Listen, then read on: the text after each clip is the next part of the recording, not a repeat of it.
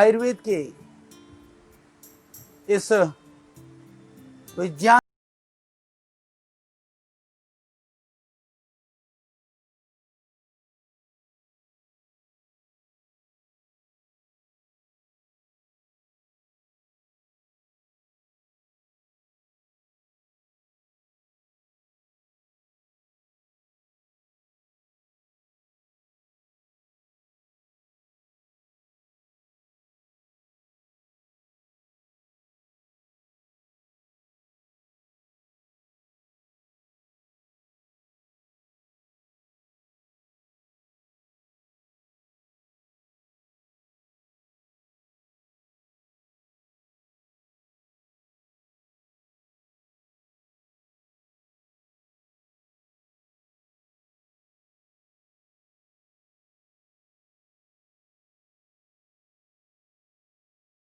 को लेकर के बात करेंगे कि रोग के कारण क्या हैं या रोग के कारण के प्रकार कैसे बांटे जा सकते हैं, कैसे समझे जा सकते हैं। तो रोगों के कारणों को जानने के लिए रोगों के जो वर्गीकरण है, जो एक तरह से अलग अलग जो कारण हैं, उनके आधार पर हम आज रोगों का वर्गीकरण के विषय में बात करेंगे।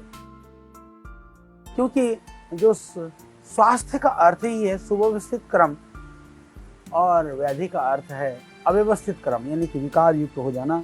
तो हम बात करेंगे कि हमारे शरीर में स्वास्थ्य और विकार लगातार एक दूसरे को प्रभावित करते रहते हैं, यानी कि शरीर हमारा इम्यून सिस्टम फाइट करता रहता है कि किसी तरह के दोष और विकार हमारे अंदर प्रविष्ट न हो, और विकार जो है दोष फाइट करते रहते हैं कि वो शरीर में घुस जाए। यानी कि स्वास्थ्य का रोग का निरंतर संघर्ष चलता रहता है, और जो स्वास्थ्यकर कारण प्रबल होते हैं तो हम बीमारी से बचे रहते हैं। आयुर्वेद में स्वास्थ्य की जो अवधारणा है वो व्याधि की समझ के आधारभूत है, यानी कि व्याधि के समझ से ही हम उसको स्वास्थ्य को इस तरह से समझ सकते हैं।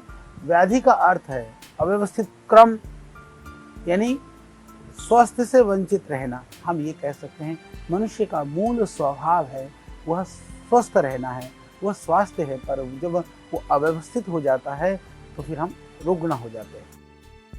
इसीलिए जब रोगों पर हम विचार विमर्श की बात करते हैं, चर्चा करते हैं, तो हमको ये जानना जरूरी हम मानते हैं हमेशा। इसलिए हम बात करते हैं कि जब इसको स्वास्थ्य को समझना जरूरी है, यानी कि रोग को समझने से पहले स्वास्थ्य को समझना जरूरी है। बार बार हम इस बात को आपको बताते हैं कि पाचक अग्नि को संतुलित अवस्था में हो तो हमारे शरीर के जो दोष हैं, वात पित्त कफ है, वो संतुलित रहते हैं। जब हमारे तीनों जो मल हैं ये संतुलित होते हैं तो सही ढंग से विसर्जित होते हैं। तो जब हमारी इंद्रियां ठीक काम करती हैं, हमारा मन ठीक काम करता है, हमारा शरीर ठीक काम करता है, तो आत्मा की जो स्थिति ठीक होती है। तो सामंजस्य, शरीर मन और आत्मा मिलकर के सामंजस्य बना करके जब काम करते हैं तो ये सारी चीज़ों को स्वस्थ कहा गया है। हमने इसकी कई बार आपसे चर्चा की।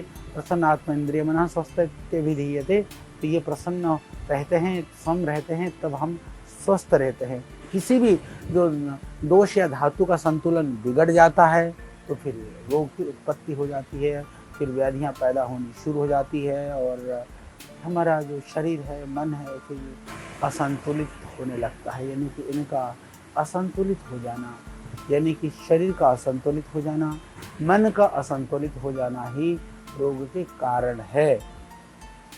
तो ये असंतुलित कैसे कैसे होते हैं, ये एक बहुत विशेष बात है।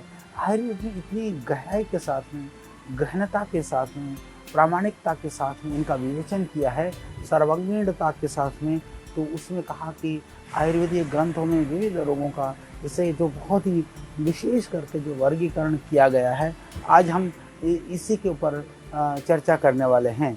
जैसे कि पहला कहा कि दोषज कर्मों के आधार पर, यानी कि जो दोष हैं, जो कर्म हैं, उनके आधार पर जो रोग के जो प्रकार हैं, कि हम यदि बात करें कि हमारे जो दोष प्रकोपित हो जाते हैं या उन दोष के कर्म के आधार पर जो बीमारियां होती हैं कितने हैं, तो गिनाते हुए कहते हैं कि दोष और कर्म के आधार पर इसको दो माने गए हैं। एक तो दोष के जो अनुचित जो आहार विहार है, यानी कि दोष अनुचित आहार विहार से जो पैदा होते हैं, जैसे कि वात पित्त कफ आदि सब बार बार कहते हैं वो बढ़ जाता है, घट जाता है, इनके द्वारा जो बीमारियां पैदा होती हैं, वायु रोग हैं, पित्त रोग हैं, कफ के रोग हैं, जो ये पैदा हो जाते हैं, ये सब को हमारे यहाँ दोषज रोग कहा गया है। इसके साथ साथ में कहा कि ये कैसे होते हैं कि बोले ये दोषज रोग जो है कभी कभी सुख साध्य भी हो जाते हैं, थोड़ा ज़्यादा कम दोष प्रकोपित हुआ है तो कभी कभी ठीक भी हो जाता है, यानी सुख साध्य उनको कहा जाता है। जो कभी कभी जैसे थोड़ी सी सर्दी हो गई, थोड़ा सा जुकाम हो गया, थोड़ी सी गैस बन गई तो थोड़ी सी दवाई खा ली, चूर्ण पूर्ण खा लिया, थोड़ा अदरक चाप लिया, थोड़ा सा इलायची लौंग खा ली। इस तरह से जो सुख साध्य हैं, दोष के प्रकोपित से तो हैं पर वो कष्ट ठीक होने में ज़्यादा परेशान नहीं करते हैं। भारीपन चीज़ खा ली, रात को कब्ज का चूर्ण खा लिया तो पेट साफ हो गया, इसको सुख साध्य माना गया है। जो कृच्छ्र साध्य या जिसको हम कष्ट साध्य कहते हैं, दूसरे होते हैं कष्ट साध्य, यानी कि जो थोड़ा सा मुश्किल से ठीक हो जाते हैं। जैसे कि हमने कहा कि ये जिस पूर्व रूप और मध्यम रूप कोटि के होते हैं, यानी कि जिसमें जैसे काल प्रकृति दूष्यों में जो है कोई एक प्रकोपित दोष जो है ना ज़्यादा बढ़ा हुआ हो, या जैसे रोगी के रूप में देखें तो कोई गर्भिणी है, स्त्री है, बालक है, बुढ़े हों तो, या फिर तो बुढ़ापे में जैसे खांसी हो जाए, जवानी में तो आराम से ठीक हो जाएगा, वही खांसी जो कष्ट साध्य हो जाती है। या बालक है, कैसे बलगम वगैरह की शिकायत है, क्योंकि शरीर की प्रकृति भी थोड़े कफ युक्त होती है तो ज़्यादा परेशानी हो जाती है इस तरह से। और रोग जो है मर्म में हो, संधि में हो, तो इस तरह के स्थानों पर हो जाते हैं। और फिर उस समय पर कहा कि सही ढंग से चिकित्सा ना हो जाए, थोड़ी सी खांसी हुई थी, लापरवाही करी, ध्यान नहीं दिया, थोड़ी सी गैस बननी शुरू हुई थी, हम बेपरवाह रहे, थोड़ी सी पैर में दर्द होना शुरू हो गया था, हमने ध्यान ही नहीं दिया, तो ये इस तरह से ये बढ़ने शुरू हो जाते हैं, फिर ये कष्ट साध्य हो जाते हैं। या फिर कई बार ढंग का वैद्य नहीं मिलता, चूर्ण की पेट की दर्द हुआ था, दवाई लेने गए थे, उन्होंने कहा ये तो ध्यान ही नहीं दिया, डॉक्टर ने ठीक से चिकित्सा ही नहीं करी, डायग्नोज ही नहीं करी।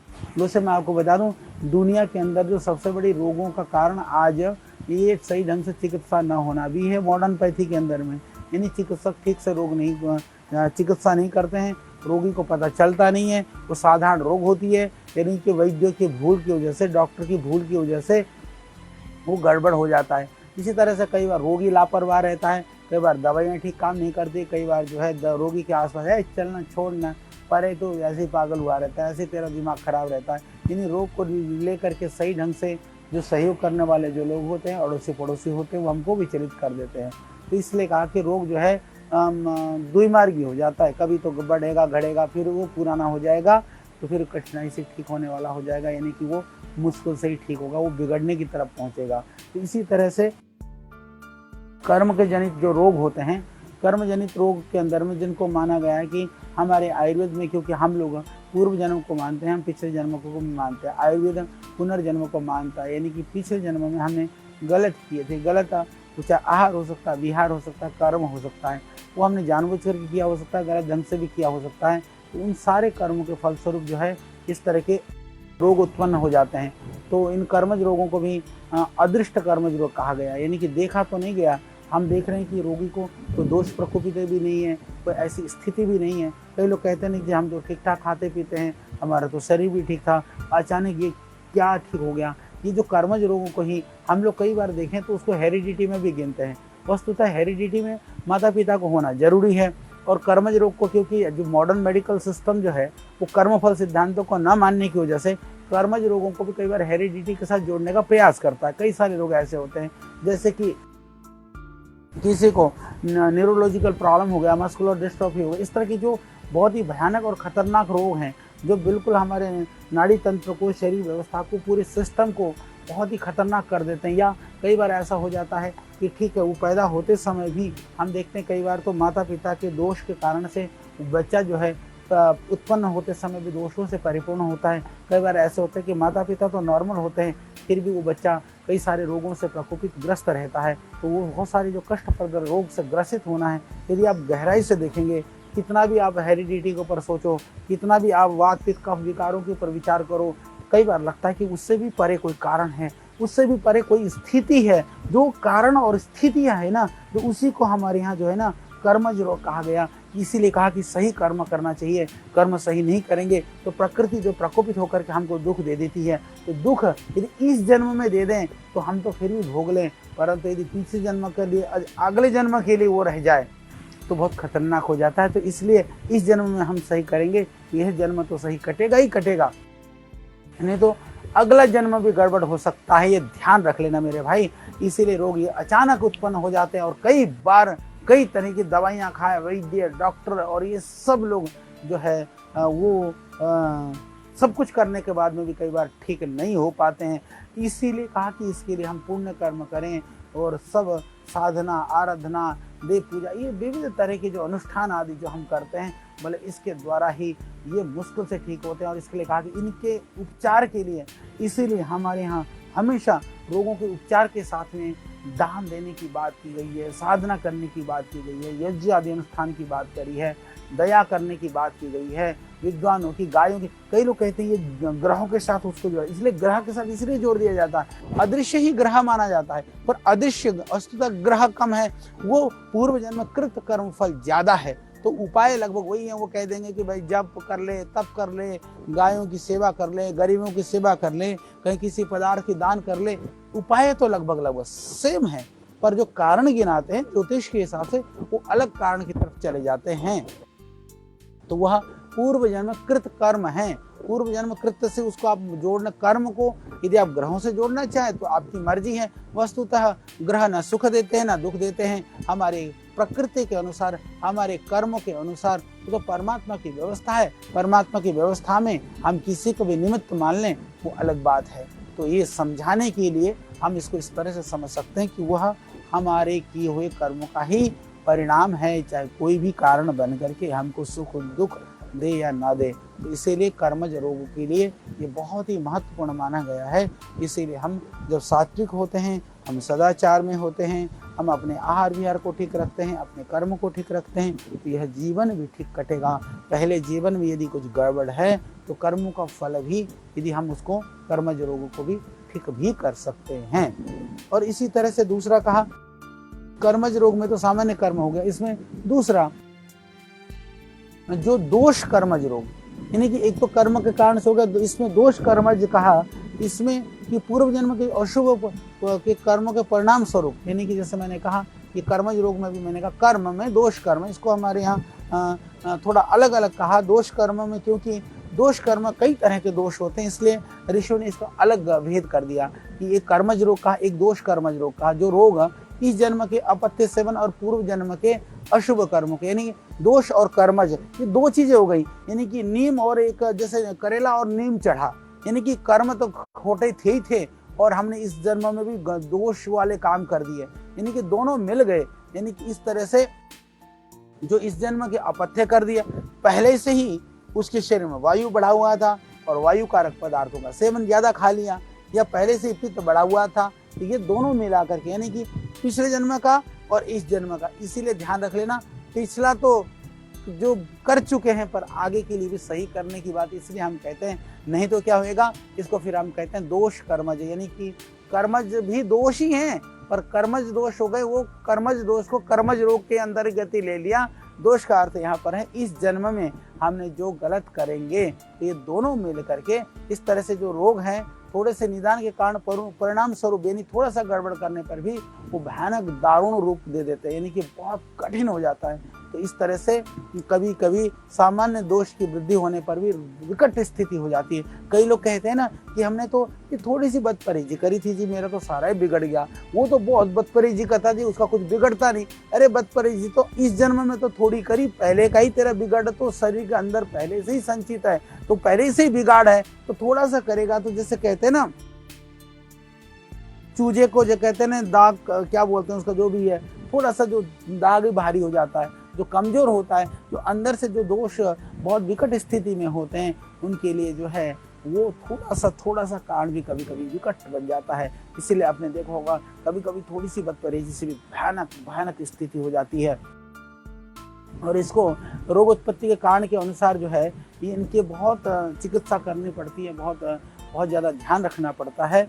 तो हम बात कर रहे थे कि बीमारी कैसे होती है, जानने की बात है। आपको वैद्य ये तो दवाई तो दे देगा, डॉक्टर चिकित्सा तो कर देगा, पर आपको इतनी गहराई से कोई बात नहीं बताएगा। तो इस बात को आप ध्यान से सुन लीजिए, जरूरी है। ये दोष कर्मज रोग में दो तरह के रोग माने गए, ये भी दो प्रकार से ऋषियों ने गिनाया है कि एक तो होता है सामान्य जो रोग, जो सामान्य रोग से हो जाते हैं, जैसे कि किसी भी प्रकार के दोष के प्रकोप से उत्पन्न हो जाते हैं, जैसे हो गया ज्वर है। और इसमें ये ध्यान रख लीजिएगा कि जो हम अभी चर्चा करने वाले हैं कि इसमें जैसे हमने कहा दोषज, और जो हमने जो बात करी दोषज और जो कर्मज, दोषज और कर्मज में कभी कभी दोषज कारण भी हो जाते हैं। यानी कि हम किसी को बुखार हो गया तो ये निश्चित नहीं कह सकते हैं कि सिर्फ दोष के कारण से या पूर्व जन्म कृत जो कर्मज भी उसमें जोड़ा हुआ है, ये दोनों कारण हो सकते हैं। सिर्फ वर्तमान के दोष भी कारण हो सकते हैं, पूर्वकृत कर्म भी हो सकते हैं। तो जो दोष, ये सामान्य जो रोग होते हैं उनमें ये दोनों ही कारण से हो सकते हैं। वो किसी भी दोष प्रकोपित के कारण से हो सकते हैं, जैसे बुखार हो जाना है, दस्त लग जाना है, कब्ज हो जाना है। कब्ज को ये पूर्व जन्म कृत कर्म भी एकदम नहीं कह सकते, और पहले से ही उसकी प्रकृति ऐसी है पूर्वकृत कर्मों से, तो बेचारा कर्म पेट से कब्ज की बीमारी जिनको भयानक होती है, कभी उनसे पूछ करके देखो। यानी कि हम कह सकते हैं कि सामान्य रोग हुआ है, कभी कभी कब्ज हो जाए। खतरनाक हो है कि सब कुछ कर ले, एनिमा से लेकर के दस्त से लेकर के रेशन की दवाई तक खा ले, फिर भी 5-7 दिन तक लैट्रिन ही ना हो। तो ये समझने की बात है कि दोषज में और कर्मज में वो कितना दोष है, कितना कर्म है, ये व्यक्ति स्वयं से विचार करके भी अंदाजा लगा सकता है। इसमें जो दूसरा, एक तो क्या सामान्य वाली बात हो गई, दूसरी बात जिसको नाना आत्मज रोग कहते हैं हम, तो जो रोग अपने ही जो उत्पादक दोष है ना विशेष से उत्पन्न हो जाता है, कि जैसे और किसी कारण से नहीं हो जाता। तो इसमें बहुत सारे वो तो नहीं गिना, इसमें जो है बहुत सारे जो दूसरे कारण से नहीं, जैसे कि नानात्मज में जैसे हम विशेष करके गिने तो जो आयुर्वेद के अंदर जिन रोगों की संख्या गिनाई गई है, जैसे वायु की रोग की संख्या 80 गिनाई गई है, पित्त की संख्या 40 गिनाई है, कफ की संख्या जो है वह 20 गिनाई गई है।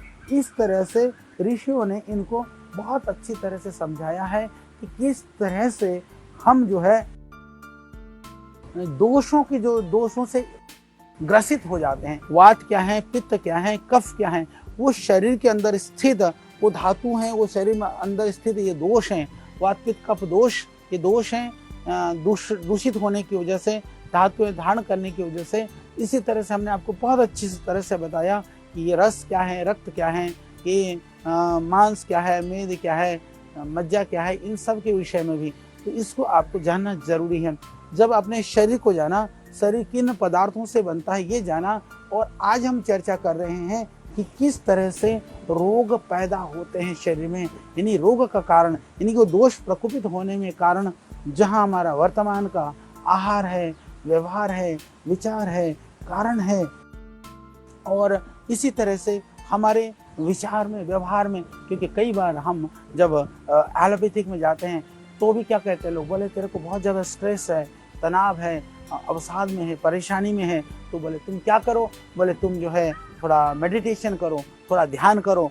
उसी बात को ही तो हमारे ऋषि लोग उससे भी वैज्ञानिकतापूर्ण ढंग से बताते हैं कि तेरा रोग का कारण तेरा देह भी हो सकता है, तेरा मन भी हो सकता है। इसके विषय में हम और बात करेंगे। आध्यात्मिक, आदि दैविक, आदि भौतिक, ये सारा कुछ वर्णन किया है, बहुत विशद वर्णन किया गया है। तो आप समझिए कि रोग का कारण कि मुख्य रूप से वह आपका कर्मज हो सकता है, दोषज हो सकता है। कर्म के कारण से हो चाहे दोष के कारण से हो, वह कभी कभी बहुत ही आराम से ठीक होने वाला भी हो सकता है, कभी कभी वो कठिनता से ठीक होने वाला हो सकता है, कभी कभी वो असाध्य भी हो सकता है। तो इस तरह से हमको समझना है। तो चाहे कैसा भी रोग हो, कैसी भी बीमारी हो, पर ध्यान रखिए, यदि हम पूरी तरह से ठीक नहीं कर सकते, जिनको आप हेरिडिटी की बीमारी कहते हैं, जिनको आप कहते हैं पैदाइशी बीमारी है, यदि ऐसा भी कहते हैं, तो भी उनको थोड़ा लाभ पहुंचाया जा सकता है, थोड़ा उनको रिलीफ दिया जा सकता है। और इसके लिए मैं आपसे निवेदन करना चाहता हूं कि ज़रूरी है कि इसके लिए हम जो है चिकित्सा करें। यदि चिकित्सा की दृष्टि से यदि हम उनका विभाजन करते हैं तो उनको जो है ना, हमारे यहाँ 3 तरह से विभाजन किया गया है। कारण तो यही है, पर यदि चिकित्सा के हिसाब से यदि विभाजन करें तो कहा कि रोग कैसे होते हैं, कुछ साध्य रोग होते हैं, कुछ बोले कृच्छ साध्य या याप्य कष्ट साध्य, या तीसरा कहा गया जो असाध्य होते हैं। तो ये रोग के कारण स्थितियां हो गई। चिकित्सा की दृष्टि से फिर बोला ये कैसे होते हैं, बोले तीन चीजें हमने गिनाई। आप समझिए, साध्य हो गया, या जो जिसको याप्य कहते हैं, याप्य का अर्थ आयुर्वेद के अंदर कष्ट साध्य होता है, फिर असाध्य होता है। तो इस तरह से 3 रोगों को, जो रोग किसी एक दोष के प्रकोप से उत्पन्न हो जाता है, जिसके कारण से जो पहले के जो लक्षण हैं, पूर्व रूप और रूप जिसको अभिव्यक्ति के लक्षण हैं, थोड़े से अल्प मात्रा में हो जाते हैं। और जो जो लक्षण है, जो दिख रहा है, जो दूष्य है और दोष है, वो कई बार अलग अलग स्थिति के में दिखाई देते हैं। और रोग जो है बहुत नया होता है, उपद्रव नहीं होता है। जैसे मैंने कहा कि थोड़ा बहुत वमन हो जाना, या जैसे थोड़े बहुत कब्ज हो जाना, या जिसकी चिकित्सा सामान्य वमन से, विरेचन से, कब्ज की दवाई देने से, या थोड़ा सा रोगी की पाचन शक्ति को थोड़ा बढ़ा देने से, तो इस तरह से रोगी, जैसे हमने शुरू में भी कहा, चिकित्सक है, औषधि है, सेवा करने वाले लोग हैं, तो थोड़ा ठीक ठाक हों तो आराम से ठीक करी जा सकती है। और इसको भी दो तरह से माना गया है। जो जैसे हमने कहा, याप पे औषध लेने तक दबे रहने वाले लोग जो हैं, उसके अंदर जो है दूसरे जो होते हैं, जो कुछ औषधि सेवन करने से ठीक हो जाते हैं या कभी कभी दब जाते हैं वो रोग, परंतु जब तीव्रता कम हो जाती है, जैसे औषधि छोड़ देते हैं, तो फिर वो बढ़ने लग जाते हैं। तो इस तरह के रोगों को जो है याप पे या कष्ट साध्य कहा गया। कभी कभी वो दवाई खाते हैं तो ठीक होते हैं, नहीं खाते तो बढ़ जाते हैं। तो इस तरह के जो रोग हैं वो कभी कभी तो बिना औषधि सेवन के भी कुछ समय तक के लिए ठीक भी हो जाते हैं, पर उसमें बहुत ज़्यादा ध्यान रखने की ज़रूरत होती है, क्योंकि ये रोग मेद, अस्थि आदि गंभीर धातुओं में स्थित हो जाते हैं। तो कई बार 2 से अधिक धातुओं में भी जाकर के मर्म स्थल में, संधियों में, या ज़्यादा पुराना हो जाते हैं। तो ये कई बार जो है ये चलते रहते हैं। ये फिर जाकर के कई दोषों को भी प्रकोपित कर देते हैं। तो इनको कष्ट साध्य रोग माना गया है। और ये कई बार जो है ये मृत्यु को तो प्राप्त नहीं कराते हैं, परंतु पूरी जिंदगी भर जो है ना दुख देते रहते हैं। इनको कष्ट साध्य बीमारी कही गई है। या तीसरी श्रेणी होती है जिसको असाध्य रोग कहा जाता है। असाध्य रोग वो कहलाते हैं, सब तरह की चिकित्सा करने पर भी ठीक नहीं हो जाते हैं। और सारे, जैसे मैंने कहा, कष्ट साध्य लक्षणों के साथ साथ में तीनों दोष का प्रकोप हो जाता है, और सब तरह की जो चिकित्सा करने पर भी लाभ नहीं मिल पाता है। सब तरह से फैल चुका होता है, उपद्रव इतना बढ़ चुका होता है, पाचन शक्ति, संकल्प शक्ति, बेचैनी, कई तरह की जो स्थितियां पैदा हो जाती हैं। रोगी भी निराश हो जाता है। इस तरह से जो है ये सोचने लगता है कि अब मेरा क्या होगा, या किसी तरह के जो चिकित्सा के हिसाब से भी वह चिकित्सा की जो स्थिति है, कितनी भी हम चिकित्सा करें ठीक नहीं होता। ऐसे रोगी के शरीर में जो है, जब रोगी बेचैनी और कमजोरी का अनुभव करने लगता है, उसको लगने लगता है कि मैं क्या करूं, कैसे होगा। और कई बार ऐसे लक्षण दिखाई देते हैं कि आदमी को भी लगने लगता है कि यह जो ऐसी स्थिति में तो ये रोग जो है ठीक होना मुश्किल है। इस तरह से असाध्य माने जाने वाले रोग, कई बार ऐसा भी होता है कि असाध्य नहीं होते हैं। कई बार लगता है हमारे पास तो ज़्यादातर जो एलोपैथिक के लिए जो बहुत सारे लोग जो छोड़े हुए रोगी आते हैं वो भी ठीक हो जाते हैं। कई बार आयुर्वेद में एक्यूट मैनेजमेंट नहीं है तो थोड़ा एलोपैथिक से भी सहयोग मिल सकता है। तो जो असाध्य रोग होते हैं हमेशा जो है वो असाध्य नहीं होते हैं, ये हमेशा ध्यान रख लेना। वो असाध्य के ऊपर भी थोड़ा सा प्रयास करना चाहिए। रोगी को कभी भी एकदम हताश करने वाली बात नहीं करनी चाहिए, तू तो मरेगा, तू मरेगा। यदि हमने ऐसा कह दिया तो नहीं मरने वाला भी कई बार वो सोचता है तो तू जिंदा रहेगा ही नहीं, क्योंकि वो चिकित्सक को पूरे भरोसा और विश्वास के साथ आता है। और कई बार ऐसा देखा गया है उसको असाध्य रोग माना गया है, पर अपने मनोबल से, अपनी आंतरिक शक्ति को मजबूत करके, प्रबल बना करके और सही चिकित्सा कर करके वो बहुत सारे रोगी, हजारों रोगी ऐसे उदाहरण हैं जो ठीक हो गए हैं। इसीलिए हमको ध्यान रखना है कि जो आयुर्वेद में भी इस तरह के इस रोगों की स्थितियों का ऋषियों ने वर्णन किया है। तो आगे और भी जानकारी के साथ में चिकित्सा के आधार पर इनका अलग अलग तरह का जो विभाजन किया, हम इनकी चर्चा करेंगे।